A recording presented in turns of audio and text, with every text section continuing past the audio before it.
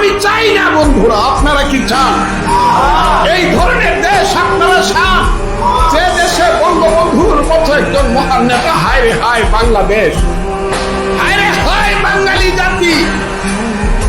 একটা লোক জীবনের যৌবন কারাগারে কাটিয়ে ফাঁসির মঞ্চে গিয়ে বাঙালিকে শিখিয়েছে তুমি কে আমি কে, বাঙালি বাঙালি। যে লোকটা একটা আঙ্গুল তুলা দিলে পরে 7.5 কোটি মানুষ এক কাতারে এসে দাঁড়াতো, যে লোকটার আঙ্গুলে হেলনে দেশে মুক্তিযুদ্ধ হয়েছে, সেই লোকটার বাড়ি আগুন দিয়ে পুড়ে দিলেন।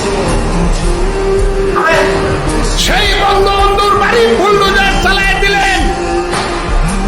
কেউ প্রতিবাদ করলো না, সরকার কিছু করলো না, মিলিটারিরা চৌকিদারের ভূমিকায় অবতীর্ণ হইল।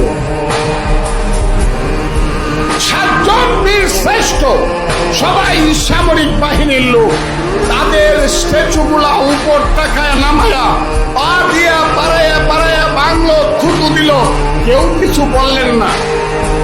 বীর শ্রেষ্ঠ কারা বন্ধুরা? বীর উত্তম কারা? বীর বিক্রম কারা?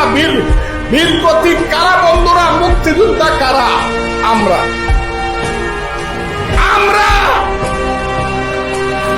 এইখানে যারা বসে আছেন তারা, এইখানে যারা বসে আছেন তারা কি এই দেশে এইভাবে অপমানিত হয়ে মৃত্যুবরণ করতে চান? আরে মন্টু ভাই, আপনি কত স্বার্থপর! আপনি তো গিয়া বাচ্চা গেছেন, আপনি তো মরে বেঁচে গেছেন আমার মন্টু ভাই।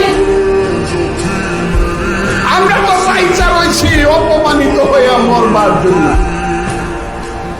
আপনি মরে বাচ্চা গেছেন মন্টু ভাই, আমরা বাচ্চা রয়েছি গলায় জুতার মালা নেওয়ার জন্য, গালে জুতার মারি খাওয়ার জন্য।